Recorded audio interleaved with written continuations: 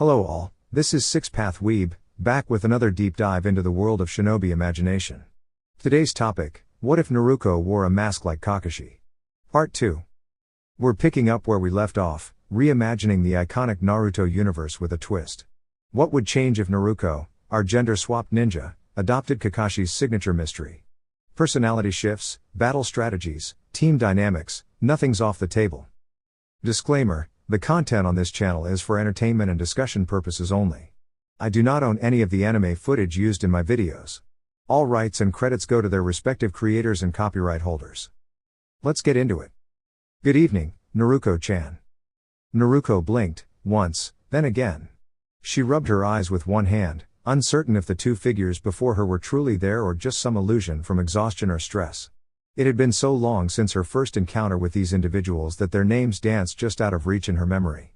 However, she instantly recognized the taller one's confident smile. The shorter one, though, was someone unforgettable, the one who changed Sasuke forever. Uchiha Itachi, Naruko whispered with a tense swallow, averting her gaze from his intense crimson eyes and staring down at the forest floor. What should I do now? She thought, her mind racing. Inside her, the powerful spirit sealed within her, Kurama, let out a low growl of frustration, also searching for answers. Stay calm and buy some time. Your friends are on the way. Kurama's voice echoed in her mind with reassuring resolve. Although Shikamaru and the others weren't as strong as the opponents before them, Kurama still had faith. If only that pink-haired girl hadn't made things so complicated. Kurama muttered, still pondering their escape. Naruko returned her focus to the two cloaked figures and stared resolutely, determined not to show weakness. Despite the stinging pain from her chest, she forced herself to ask, "What do you want?" She mentally sighed at her own question. Smooth. Really smooth. She thought. Hey, I'm doing my best here. Kurama responded in mock exasperation. The taller figure, Kisame, let out a low chuckle. You really are just as clueless as the rumors say, huh? Naruko tried to steady her breathing, anxiety slowly overtaking her. Her attempts to hold ground weren't working.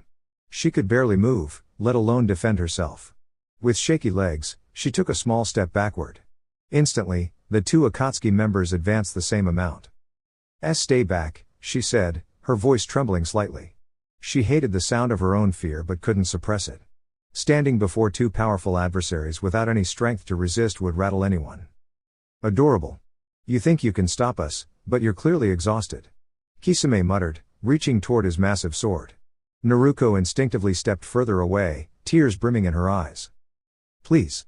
Just stay away, she whispered again. That's not an option.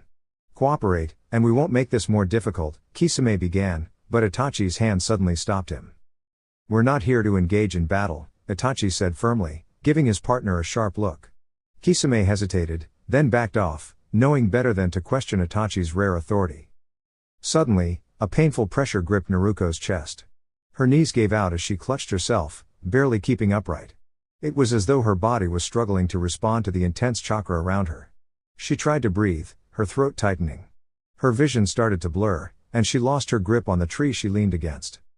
Kisame frowned. She looks like she's really out of it. Makes our job easier, I guess. Naruko fell forward, her limbs weak. She reached up instinctively to her mouth as if to stop the dizziness overtaking her. Her strength drained rapidly. Before she could hit the ground, Itachi gently caught her, supporting her weight in his arms.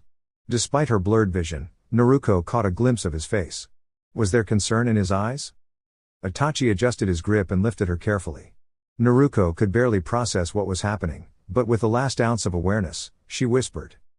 Thank you. Her words were soft, barely audible, before she lost consciousness. Itachi paused for a moment, puzzled.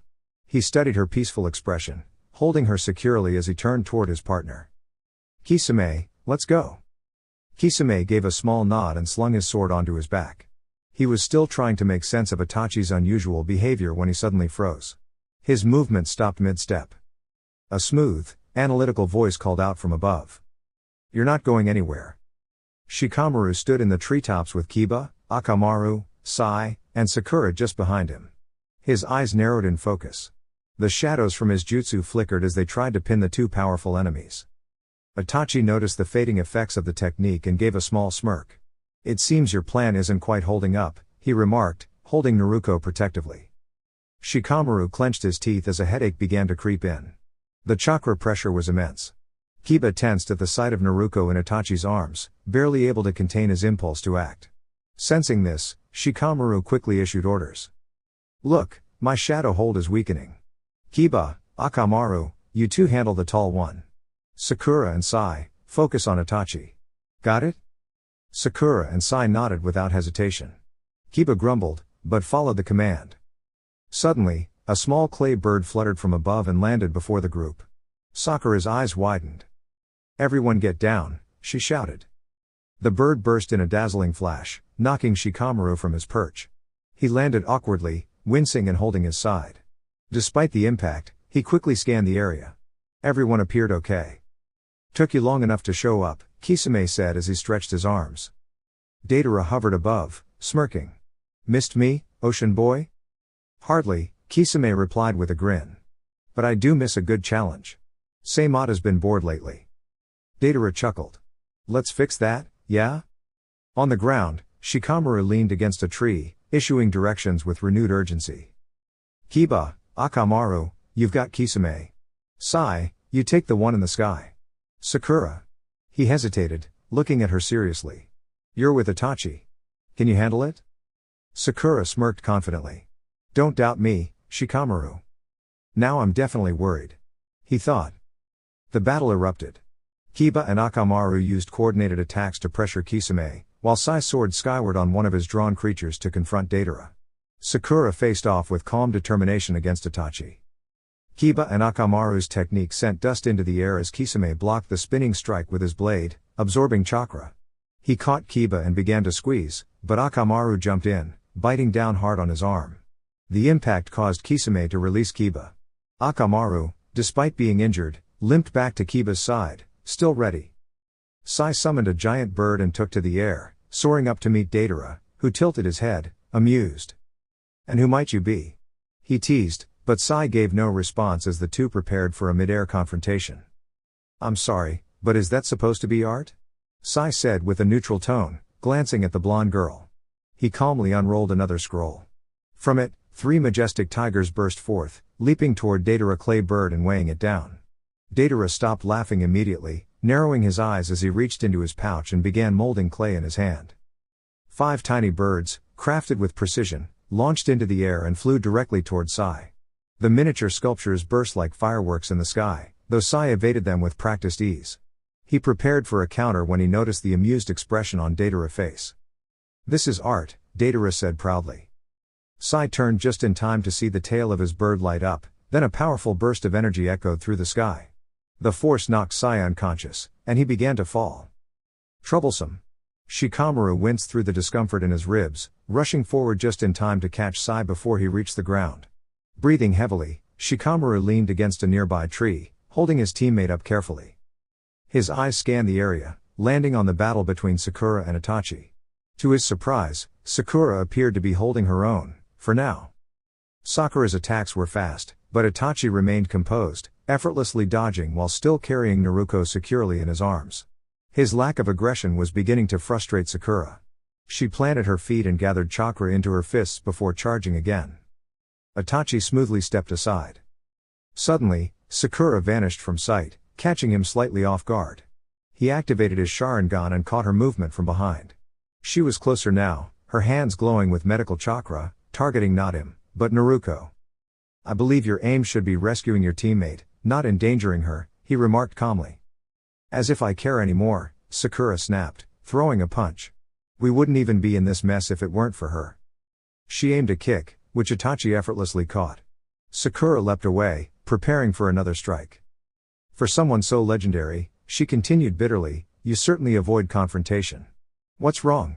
Afraid I'll defeat you and take Sasuke back myself? Shikamaru silently groaned, recognizing Sakura's mistake in provoking the calm yet powerful Uchiha. Itachi's gaze sharpened. Yet, instead of responding, he stopped moving and watched her intently. His Sharingan shifted, forming the distinct pattern of the Mangekyo. Darkness enveloped Sakura. Her body refused to move, no matter how she tried. Where am I? Welcome, Itachi's voice echoed, his silhouette forming from the shadows. To my illusion. Though the world around her grew colder and heavier, Sakura realized she was trapped in a powerful genjutsu. She struggled, trying to break free with her training. Strange sensations rippled through her, her body heating up and aching all over, though she reminded herself that it wasn't real. "Let me go," she shouted. Itachi calmly sat on an invisible chair. "You will remain here for a time. Perhaps you will learn the importance of caution and respect." In reality, it had only been a second. Sakura collapsed to the ground, still breathing but unconscious. Itachi looked down at Naruko, who was shivering from the chilly night air. Concern flickered across his expression as he adjusted her cloak, shielding her from the cold. "Deidara. Kisame. That's enough," he said quietly. The other two members of the Akatsuki nodded, and together, the trio vanished in a blink. Shikamaru looked at the now empty clearing. He sighed, taking stock of the team. Sakura and Sai were down, and Kiba was clearly in pain, struggling to stay upright. Akamaru limped nearby, and Shikamaru, himself injured, leaned heavily on one knee. "This mission didn't go as planned," he muttered. At one of the Akatsuki's secure locations, Itachi gently carried Naruko to his quarters. She remained unconscious, her breathing shallow but steady. He carefully ran a warm bath and made sure she was thoroughly cleaned and comfortable. Using a soothing herbal ointment from a cabinet, he treated the minor wounds on her chest, then wrapped her gently with gauze. He administered a small dose of medicine to help ease her pain. Fortunately, Naruko was a deep sleeper, and her body, though exhausted, remained stable. After ensuring she was dry, he dressed her in a soft white nightshirt that had gone unused in his closet. As he buttoned it up, he found himself briefly admiring the peaceful calm on her face. Her skin, despite many battles and long days of training, was smooth and untouched by harshness. Her whiskered cheeks gave her a youthful, almost angelic quality. He gently brushed away a strand of golden hair from her face and tucked her into the warm maroon covers of the bed. Sitting beside her, Itachi's expression softened. The moonlight reflected gently on Naruko's features, giving her a serene glow. He observed her quietly, lost in memory. The strength she had gained, the growth, both physical and emotional, was unmistakable.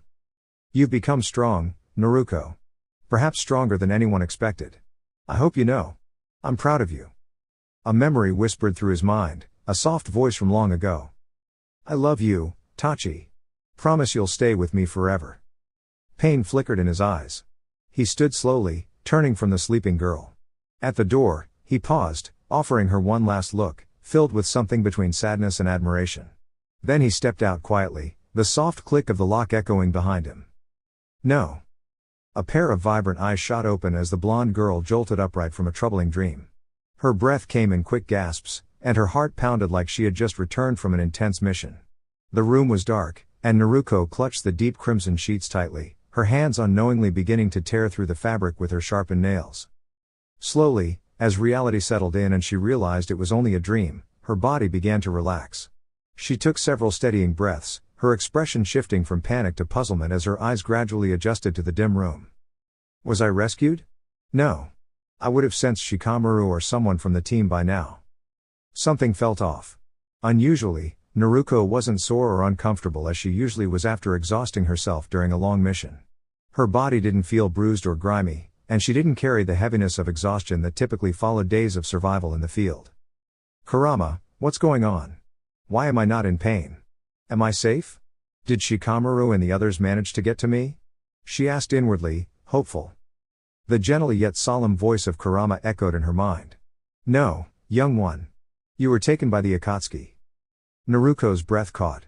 For a moment, her heart seemed to stop, only to resume beating faster than before. Her mind raced with questions. Were her friends okay? Had they tried to find her? Did they even know where she was? "You need to calm yourself, Naruko. You're going to overwork your heart," Kurama warned gently. Naruko gave a slow nod and exhaled shakily, running her hand through her long hair. She froze, staring at her fingers. Her nails had turned into claws, and her hair. It was no longer short and spiky. It was long. Silky. Flowing all the way to her knees. "How long have I been unconscious?" she wondered. "Naruko, I need you to stay calm," Kurama said hesitantly. "But you should take a look in the bathroom mirror." Naruko blinked. Her eyes moved toward a closed door in the corner of the room. "Kurama, what did you do?" she asked cautiously, brushing her hair once more with her claws. "Please. Just look." Without wasting another moment, she got out of bed and hurried toward the room, locking the door behind her. She flipped on the light switch, and the mirror revealed a reflection that made her softly gasp. Her appearance had transformed. Her physique was more refined and feminine. Curves accented her silhouette, emphasized by the loose shirt she wore. Her once short, untamed blonde hair was now a glossy cascade of gold, flowing past her waist to her knees. Her hands bore claws, sharp, polished, and powerful, and her mouth contained sleek, sharpened teeth. She ran her tongue across her new canines and winced when she nicked herself slightly. The whisker-like marks on her cheeks were more defined now. But what stood out most were her eyes.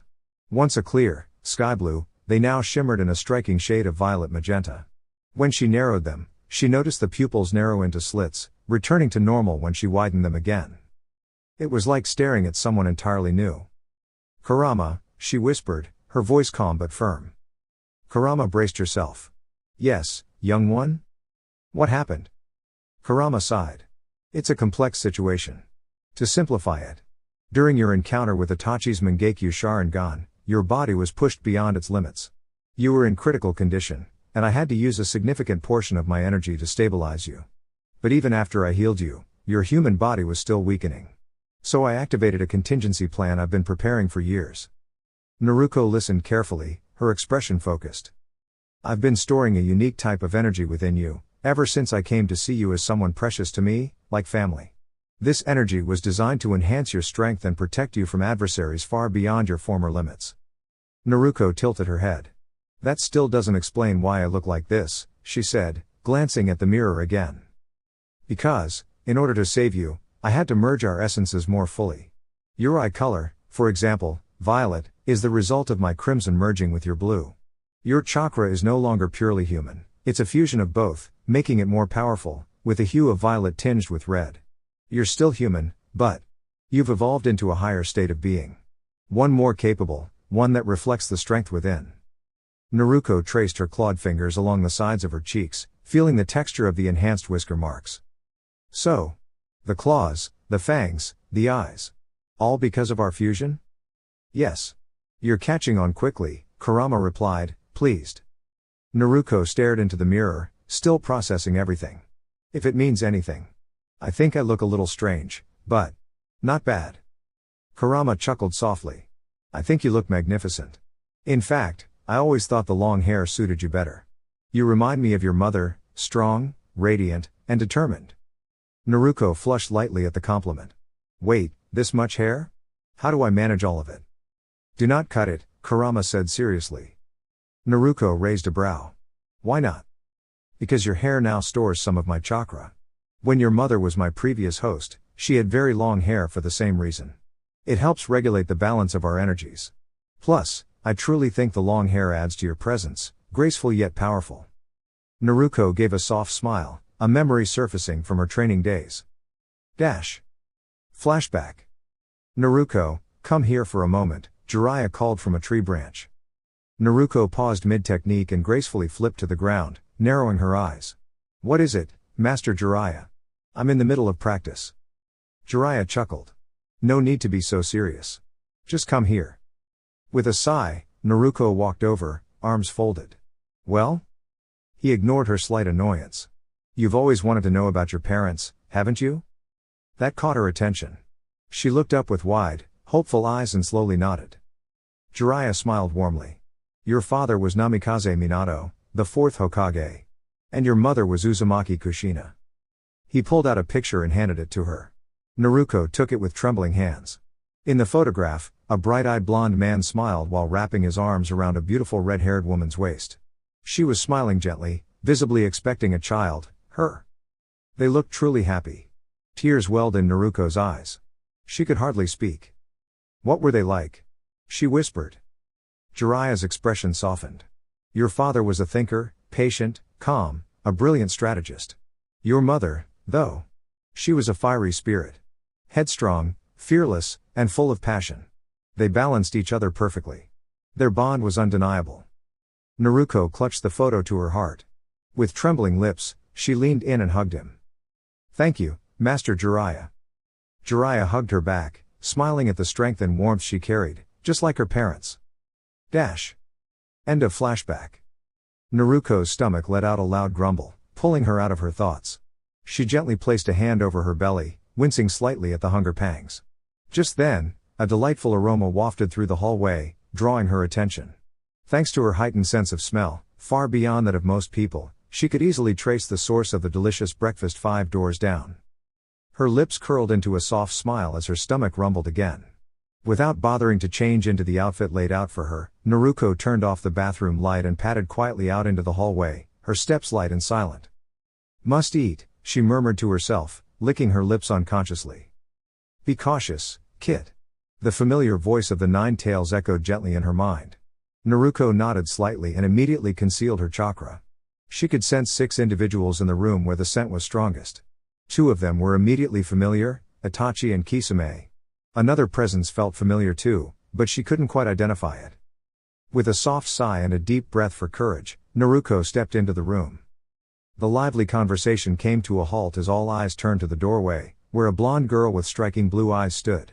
Itachi raised an eyebrow at Naruko's casual appearance.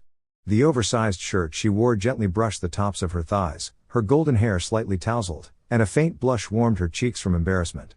She looked both surprised and curious, though completely unaware of the sudden attention she was receiving. Itachi kept his expression neutral but was clearly displeased with the others' reactions. He had rarely experienced jealousy, but the unwelcome attention Naruko was receiving from the others stirred something uneasy within him. He observed silently, already calculating how to handle this new dynamic. Deidara looked puzzled, his visible eye blinking as he studied the unfamiliar girl. Sasori, known for his quiet demeanor, tilted his head slightly, intrigued by Naruko's presence and unique chakra signature. There was something distinct about her, something that sparked curiosity. Kakuzu eyed Naruko thoughtfully, silently wondering about her sudden appearance. Hidan, usually the most outspoken, remained quiet for once, seemingly caught off guard by her confident yet relaxed demeanor. Kisame grinned, pleasantly surprised by Naruko's unexpected transformation since he last saw her. Despite the attention, Naruko seemed unaware of the weight of their stares as she made her way to the empty seat beside Itachi. Without a word, she picked up a warm muffin and began to eat it calmly with her hands. After a minute of silence, the lingering gazes started to make her feel slightly uncomfortable. She raised an eyebrow in mild irritation and sighed, placing the half-eaten muffin on a napkin. "What are you doing in here, kid?" Kisame finally asked, his tone rough but not unkind. Naruko's gaze met his, her amethyst-colored eyes firm. "Eating, of course. You didn't expect me to stay in a room and go hungry, did you?" Kisame frowned slightly, nursing his bandaged arm. Naruko noticed but said nothing at first. "Respect your elders, you know," Kisame added with a slight smirk. Naruko tilted her head with a playful smile. "Elders, huh? With those sharp features, I was starting to wonder if you were part of a traveling aquarium exhibit." Laughter broke out among the others. Deidara chuckled openly, while Kakuzu let out a rare quiet laugh. Even Sasori smirked in amusement. Itachi remained composed, silently observing as Kisame muttered under his breath and left the room with a wave of his hand. "This girl is hilarious," Hidan exclaimed between laughs, wiping tears from his eyes. Itachi's voice finally cut through the noise, smooth and clear. "This is Uzumaki Naruko, host of the Nine-Tailed Fox Spirit. She'll be staying with us for now." Naruko kept her expression neutral, though she felt a flicker of unease at those words. "You mean until they figure out what to do with me?" she thought quietly. The voice of the Nine Tails responded softly, "If they meant harm, they would have acted already. I have some theories, but for now, stay alert, observe everything. You'll be okay, kid." Naruko nodded subtly to herself, her heart steady as she glanced around the table. "All right," she thought with quiet resolve. "Let's see where this goes." Tsunade tapped her fingers rapidly on the polished wooden desk of the Hokage's office, her expression tense with concern. Shizune stood nearby, gently cradling Tauntaun in her arms. The room was unusually quiet despite the late hour, save for the faint rustling of papers and the tick of the clock on the wall. Shikamaru and the rest of his team were scheduled to return 6 hours ago, and the delay was causing Tsunade no small amount of unease. Shizune had tried offering a variety of warm drinks and soothing words, but Tsunade refused to relax until she had news. She sat upright, alert, waiting. Suddenly, the door flew open with urgency. An Anbu operative wearing a serpent-themed mask stepped inside and gave a swift bow. "Report," Tsunade said firmly, her voice laced with urgency. "Yes, Lady Hokage," There's been an incident at the village gate. It's serious. You should come right away. Tsunade was already on her feet before the Anbu finished. Shizune followed closely behind, and the masked operative led the way. When they arrived at the gate, the scene before them brought everything to a standstill. Tsunade drew in a sharp breath, and Shizune gasped softly, her hand over her mouth. Tonton whimpered quietly. The team had returned, injured and weary. Akamaru limped forward, his side matted with dirt, carrying both Sai and Sakura, who were unconscious but breathing. Shikamaru was supporting Kiba, who was barely conscious himself and clearly struggling to breathe. But one face was missing. Naruko. Akatsuki. Ambush. Shikamaru managed to whisper before he collapsed. Tsunade rushed forward and caught him before he hit the ground. Naruko? Tsunade whispered in disbelief. The implication was clear. Turning swiftly, she barked an order. Summon the medical team. Immediately. The Anbu nodded and vanished. Within moments, 6 medical specialists arrived and assessed the situation. Without delay, they stabilized the injured and transported them to the hospital. Tsunade turned to the Anbu again.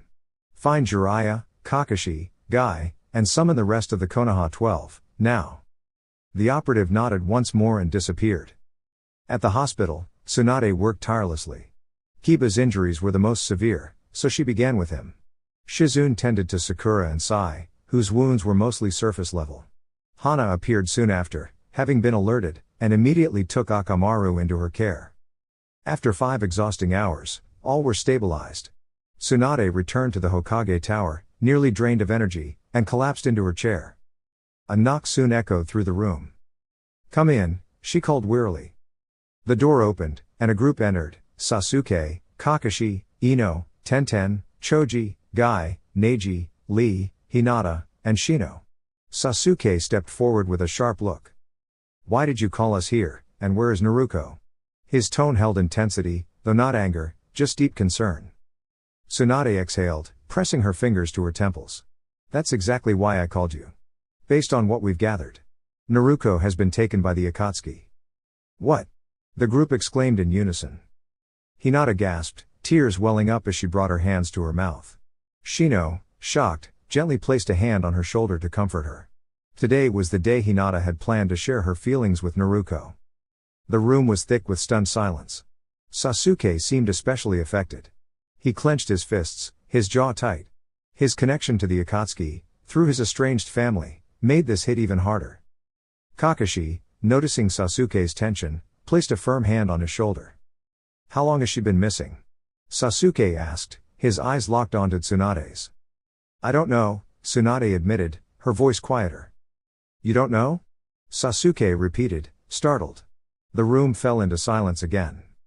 Tsunade stood and placed her palms on the desk, her gaze firm. I understand your concern, believe me, I feel it too, but I need everyone to stay focused and listen. There is no room for panic. Sasuke exhaled slowly and nodded. The glow in his eyes dimmed as he calmed. Tsunade continued. I'm assigning you all to a mission, Operation Naruko Retrieval. Guy, Kakashi, and Neji will lead. Follow their orders and bring her home. I don't care how, but bring her back, safely. Is that clear? Everyone nodded, eyes serious. Good. Prepare immediately. There's no time to waste. Hi. They chorused and filed out with urgency. As the door closed behind them, Tsunade opened a hidden drawer and pulled out a bottle of sake. She took a sip, the weight of leadership heavy on her shoulders. The door cracked open. I see you, Jiraiya. Come in already, Tsunade said without turning around. Jiraiya stepped in, usually carefree, but now looking as concerned as she felt. He approached her desk, noting the tension in the room. What's going on, Tsunade? Anbu came looking for me, it must be serious. Tsunade placed the bottle down and looked away. Jiraiya. This isn't easy to say.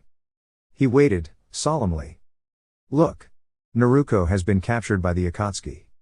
I know, Jiraiya said quietly, surprising her. Tsunade blinked. But. How?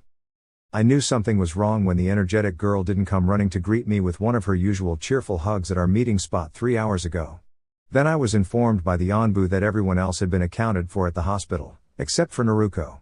Tsunade's voice was firm but shaken. She picked up her cup of tea, sipping slowly before turning back to Jiraiya. I've already sent Guy, Kakashi, and the rest of Konoha's 12 to begin searching for her, although I fear they may not reach her in time. Her voice wavered, and her hands clenched as she shut her eyes tightly, tears threatening to escape. Jiraiya quietly stood and approached the grieving Hokage. Gently, he wiped away her tears and comforted her, drawing soothing circles across her back as she finally let herself cry. She loved Naruko deeply, like family, like the younger sister she had once lost. The idea of Naruko being gone, even temporarily, pierced Tsunade's heart. Don't worry, Tsunade. We'll find her. Naruko is incredibly resilient. She's strong in heart and mind, nothing can break her spirit that easily, Jiraiya reassured her, giving a comforting smile. Tsunade managed a faint smile of her own, sniffled, and brushed the tears from her face. I know. I just hope she stays strong long enough for us to bring her home. A tall Anbu agent, wearing the Raven mask, appeared silently in front of a concealed cave hidden behind a waterfall. Raven and his counterpart, Wolf, had been assigned to keep watch over Naruko. Wolf handled the daytime shifts, while Raven watched over her at night. Unlike her usual energetic pranks, today Naruko had simply been walking home when a group of villagers, driven by unfair prejudice, treated her with cruelty. Despite the harsh treatment, the young girl managed to escape and disappear. The Hokage sent out search units, but none had been able to locate her, none except for Raven, who had long memorized Naruko's unique chakra signature. Once in full gear, he had found her quickly. Naruko sat behind the waterfall, curled up in the quiet sanctuary of the cave, with tears rolling down her cheeks. She didn't understand why people looked at her with such coldness, why she was treated with such unkindness. She had never done anything to deserve it. When it all became too overwhelming, this cave was her peaceful retreat. Naruko. Her ears perked up at the familiar voice. She turned quickly to see Raven walking toward her. Gulping back her tears, she wiped her face and stood.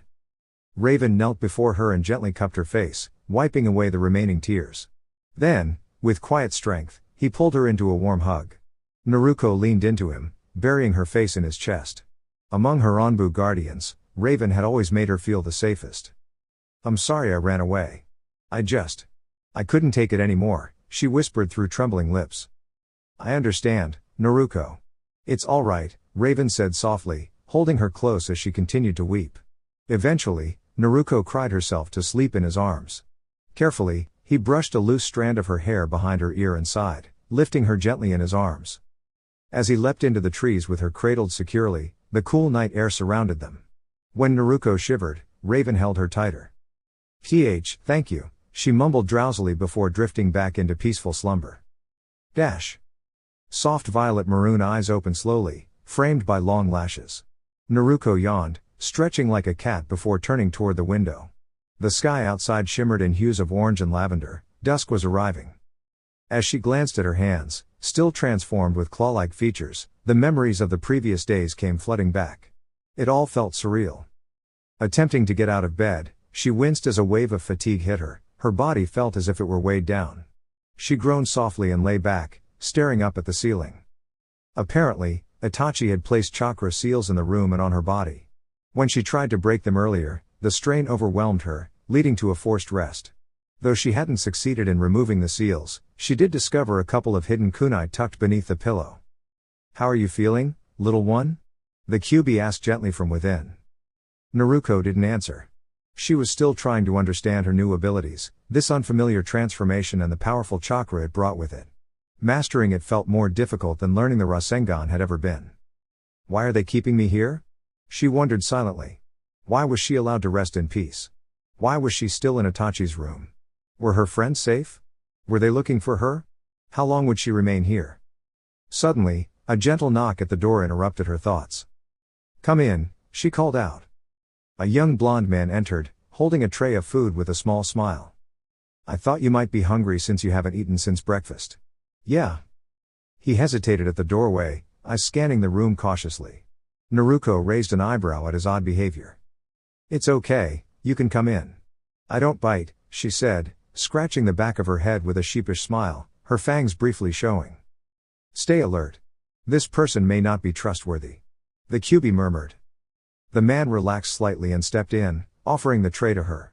It held a simple meal of chicken, rice, and a glass of water. Naruko carefully sniffed the food before eating, ensuring it was safe. The man chuckled softly. It's not poisoned. Yeah. She blinked at him and cautiously began to eat, sensing no threat from the food. The silence between them grew heavy, so she decided to break it. I'm Naruko. What's your name? The man blinked in surprise before replying with a soft smile. Datara. Yeah.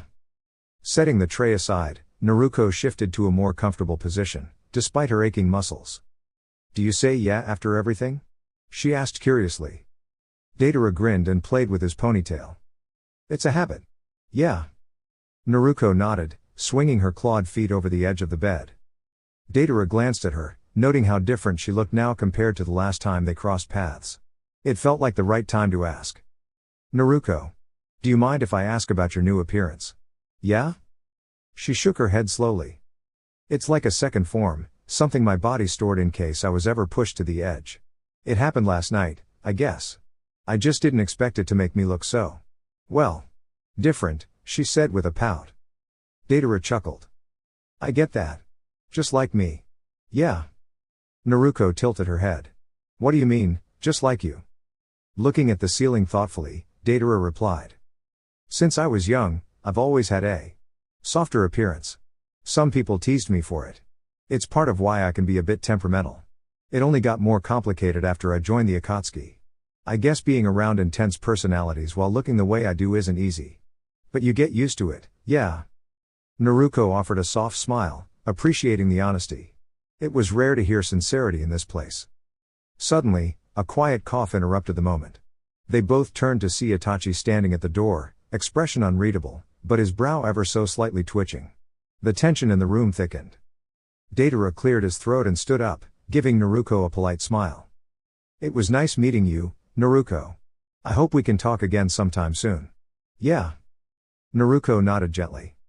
I'm sure we will, believe it. Datara nodded and briskly exited the room, not daring to meet Itachi's intense gaze. Itachi watched him leave for only a moment before turning back to Naruko and quietly closing the door behind him. Who gave you permission to casually interact with the other members of the Akatsuki? He asked calmly, though his expression remained stern. Naruko raised an eyebrow at the unexpected question, internally startled by the sharpness in Itachi's eyes. No one said it wasn't allowed. And who are you to decide who I can or can't talk to, my guardian or something? She replied without backing down.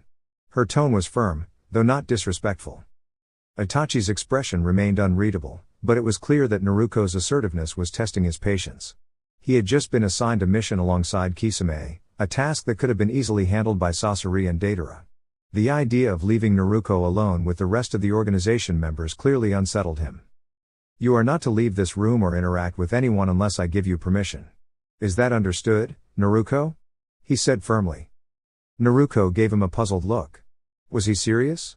First, she had been taken away from everything she knew, and now she was being told she couldn't even speak to others or step outside the room? She stood from the bed and clenched her fists. Like I said, who are you to decide what I do? If I want to talk to someone who treats me kindly, or if I want to grab something to eat, I will. I'm not going to just follow orders like some kind of prisoner, she said, pointing at him with a frown. Itachi sighed quietly, running a hand through his hair, a rare gesture he only did when truly frustrated. Naruko, you're being difficult, he began, only to stop as a kunai flew past and grazed his cheek. His eyes widened slightly as he turned to see Naruko, clearly upset. He quickly realized she had found the weapon among his belongings. He remained calm, plucked the kunai from the wall, and gave her a warning glance. Naruko, I'm not in the mood for these games tonight. Then don't play, she snapped, cutting him off as she hurled another kunai, which he smoothly avoided. Why don't you just leave me alone instead of pretending to care? You act like I'm some kind of secret you're keeping hidden, just like what happened with your brother. She instantly regretted the words as Itachi's gaze sharpened, his signature red eyes activating in response to the stress. In a blink, he was beside her, gripping her shoulders firmly, not aggressively, but with urgency. Naruko tried to pull away, overwhelmed by the sudden shift. She closed her eyes, frustration and confusion mixing inside her. From within her, a surge of energy began to stir. The chakra of the nine-tailed fox, a companion bound to her spirit, reacted protectively. Naruko's eyes opened again, now glowing with an intense violet hue, her senses heightened. She gripped Itachi's wrists and pushed him back with a surprising burst of strength. The force of the move sent him stumbling into the wall, creating a small crack in the surface as a cloud of dust filled the room. Outside, members of the Akatsuki noticed the noise and peeked in, their curiosity piqued. Deidara glanced between Naruko, now radiating an unfamiliar power, and Itachi, who calmly stepped away from the wall. "Kisame, we're leaving," Itachi said quietly, brushing the dust from his cloak as he headed for the door. The others stepped aside immediately, making way for him. Just before leaving, Itachi looked back at Naruko with an intense, silent gaze. "Stay in this room until I return. No exceptions." Naruko didn't answer, her mind was still trying to make sense of the power that had just awakened inside her. She felt different. Like something within her had shifted, giving her a new kind of strength. One that wasn't frightening, but empowering. Itachi gave no further comment, walking away as Kisame followed him silently down the hall. Moments later, Kakuzu appeared, halting in his tracks when he saw the damaged wall. "Who put a hole in the wall?" His face turned red with disbelief, while the rest of the group exchanged awkward glances, silently deciding it was best not to answer. Dear YouTube family. That's all for now, but the journey doesn't end here. If you enjoyed the content, don't forget to like, share, and subscribe to stay connected and support the channel. More awesome content is on the way, so hit the bell icon to never miss an update.